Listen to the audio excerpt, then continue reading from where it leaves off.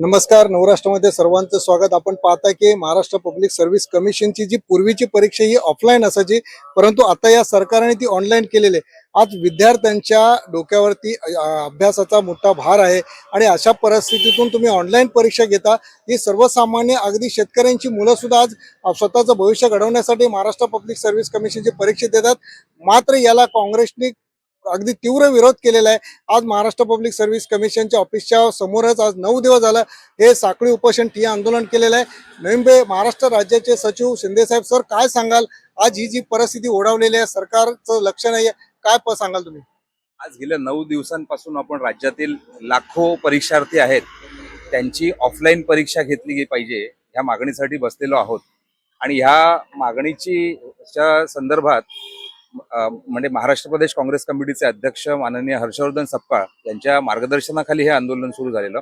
माननीय आबा दळवी आणि मी आणि सर्व माझे सहकारी जिल्हा काँग्रेसचे आम्ही उपोषण करतोय.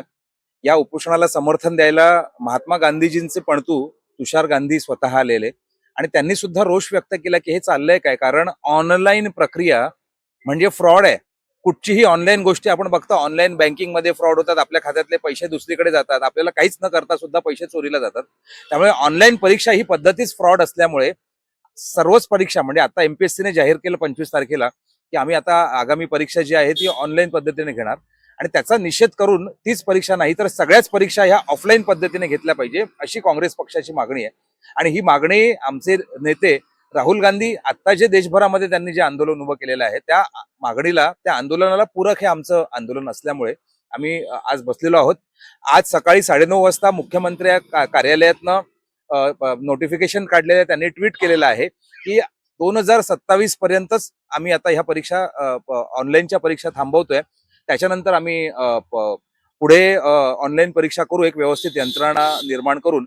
ह्या निर्णयाचा सुद्धा विद्यार्थ्यांमध्ये मोठ्या प्रमाणात रोष आहे आणि त्यामुळे मुख्यमंत्र्यांनी एक प्रकारे राज्यातल्या लाखो विद्यार्थ्यांचा विश्वासघात केलेला आहे, त्यांच्या पाठीत खंजीर खुपसलाय अशी विद्यार्थ्यांची भावना आहे.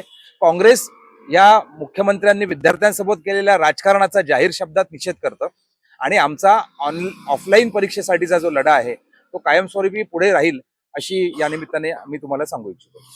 आता शासनाने अधिवेशन चालू आहे, मुख्यमंत्र्यांनी ट्विट केलेलं आहे की 2027 पर्यंत ही म्हणजे ऑनलाईन बंद करून ऑफलाईन चालू राहील.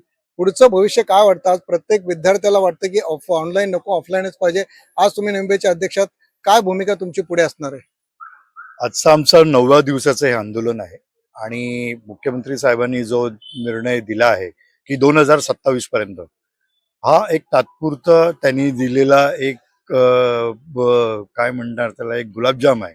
परंतु आमचा लढा हा कायम राहील, कारण आमचं आणि विद्यार्थ्यांचं सगळ्यांचं म्हणणं आहे की कुठल्याही परिस्थितीमध्ये ही परीक्षा ऑनलाईन होता कामा नये.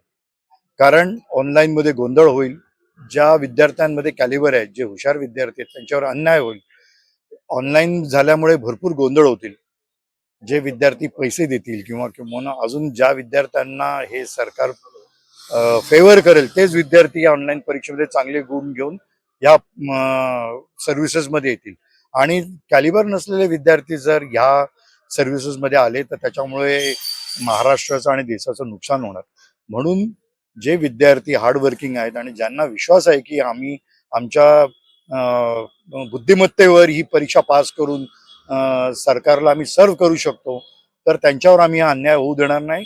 आणि हा लढा जो आहे आमचा, हा ह्या पुढेही ऑफलाईन पद्धतीनेच परीक्षा व्हावी म्हणून कायम ठेवणार. सर, या ठिकाणी आज बघताय की ट्विट केलेलं आहे, परंतु तुम्ही महाराष्ट्र पब्लिक सर्व्हिस कमिशनच्या कार्यालयाच्या समोर आज 9 दिवस झालं बसलेला आहे. तुमचा निर्णय पुढचा काय असणार आहे आणि काय त्यांनी आश्वासन दिलेलं आता या ठिकाणी?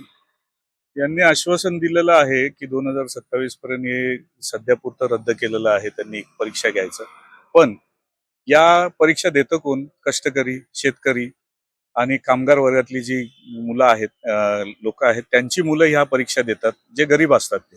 आणि त्याच्यातूनच याच्यात एमपीएससी मध्ये पास झाल्यानंतर उच्च पदावर जातात, जे मंत्रालयात असतील. जसे आता आपण बघतोय की तुकाराम मुंडे साहेब ह्याच याच्यातून पुढे परीक्षा देऊन आलेले आहेत. तर ह्या परीक्षा आमचे जिल्ह्याचे अध्यक्ष आबा दळवी यांच्या मार्फत आम्ही हा इथे आंदोलन केलेलं आहे. तर ह्या आंदोलनामुळे जे महाराष्ट्रामधले वेगवेगळ्या जिल्ह्यातली मुलं आहेत त्यांना याच्यातून न्याय भेटेल की ते IAS होऊ शकतात, IPS होऊ शकतात आणि ते आपल्या मंत्रालयातल्या विविध मोठ्या मोठ्या अधिकाऱ्याच्या पदावर जाऊन ते महाराष्ट्रातलं राजकारण म्हणजे महाराष्ट्रातले जे लोक आहेत त्यांना न्याय देण्याचं काम करतील. आता शासनातून कुठल्याही गोष्टीचा न्याय भेटत नाही हे तर सगळ्यांना माहिती आहे. तर याचं मी आमच्या अध्यक्षांचं मी कौतुक करतो की त्यांनी 9 दिवस हे उपोषण करून आज कुठेतरी सरकारला जाग येऊन त्याच्यावर तात्पुरता का होईना पण निर्णय झालेला आहे, त्याचं आम्ही स्वागत करत आहे. आणि याचं मी आबा दळवींचं माझ्या मनापासून म्हणजे इंटकचा मी अध्यक्ष आहे मनापासून यांचं एक आभार मानतो की यांनी त्या मुलांना न्याय मिळण्यासाठी इथे 9 दिवसाचं जे आंदोलन केलं त्याच्यावर कुठेतरी आम्हाला एक काँग्रेस पक्षाला एक सक्सेस भेटलेला आहे. त्याची असेल तर आपण महाराष्ट्र पब्लिक सर्व्हिस कमिशन असेल, अन्य ज्या शासकीय परीक्षा असतात, आतापर्यंत असा रिपोर्ट आहे की ते ऑफलाईन परीक्षा व्हायच्या, परंतु या सरकारने आता हा निर्णय घेतला की ते ऑनलाईन करणं. आता ऑनलाईन करणं हे शेतकऱ्यांच्या मुलांना ते शक्य आहे का? आज आपण विद्यार्थी, तुम्ही महाराष्ट्र पब्लिक सर्व्हिस कमिशनच्या एक विद्यार्थी म्हणून तुम्ही आज या ठिकाणी फॉर्म भरलेला आहे. आज तुम्हाला काय वाटतं की ऑफलाईन योग्य की ऑनलाईन योग्य? नाही सर, ऑफलाईनच एक्झाम व्हायला पाहिजे. ऑफलाईन एक्झामच चांगली, कारण की ऑनलाईन एक्झाम मध्ये ऑलरेडी याच्या अगोदर पण खूप मोठे फ्रॉड झालेले आहेत. याच्यात तलाठी भरती असेल ते असेल, अजून सुद्धा मॅटमध्ये केस चालली, हायकोर्टात केस चालली. तर एक्झाम ही ऑफलाईनच व्हायला पाहिजे. आणि आम्हाला आशा होती की ती कंटिन्यू ऑफलाईन राहील, पण तात्पुरता दिलासा भेटलेला आहे. पण काँग्रेस पक्षाने एवढा हा लढा उभा केला, त्यामुळे 1 वर्ष एक्सटेन्शन भेटलेलं आहे. पण हे आंदोलन अजूनही सुरू राहील, हे तात्पुरता सगळी पण सुरूच राहील. आणि सगळे ग्रामीण भागातून इथे मुलं आलेले आहेत अभ्यास करण्यासाठी. आणि त्यांना कॅम्प्युटरची वगैरे सवय नसते, माऊची सवय नसते. अचानक असा निर्णय घेतल्यामुळं मुलं एकदम खूप टेन्शन मध्ये आहे. पण आता पक्षांनी हे सगळं केल्यामुळे 1 वर्ष तात्पुरता रिलीफ भेटलेला आहे. पण एक्झाम ही ऑफलाईनच व्हायला पाहिजे कंटिन्यू, असं सर्व मुलांची इच्छा आहे सर्वांची. पूर्वी ऑफलाईन असायची, ते विद्यार्थी अभ्यास करायचे, पण ऑनलाईनचा असा दुष्परिणाम होणार आहे की खेडेगावामध्ये तुम्हाला इंटरनेट मिळेल की नाही याची गॅरंटी देता येत नाही. मग ती मुलं त्यावेळेला काय करणार, हा एक प्रश्न या ठिकाणी निर्माण झालेला आहे. जर हे पुढे चालू राहिलं तर यामध्ये म्हणजे म्हणतात ना, मोठ्या उद्योगपतींची किंवा अधिकाऱ्यांची मुलं याच्यामध्ये पास होतील, पण सर्वसामान्य शेतकऱ्यांचा मुलगा पास होणार नाही. म्हणजे या देशात असं आहे की गरिबांनी गरीबच राहायचं आणि मोठ्याने मोठं व्हायचं, हीच या सरकारची भूमिका आहे. आणि जर ही भूमिका पुढे राहिली तर मात्र या ठिकाणी काँग्रेस तीव्र पुढे आंदोलन करेल. आज जरी सरकारने हा फक्त जर मलम लावला असेल तर तो तात्पुरता असेल, पण जर पुढे जर हे थांबवलं नाही तर मात्र तीव्र आंदोलन या देशात केलं जाईल, असंही या काँग्रेसच्या पदाधिकाऱ्यांनी या ठिकाणी सांगितलेलं आहे.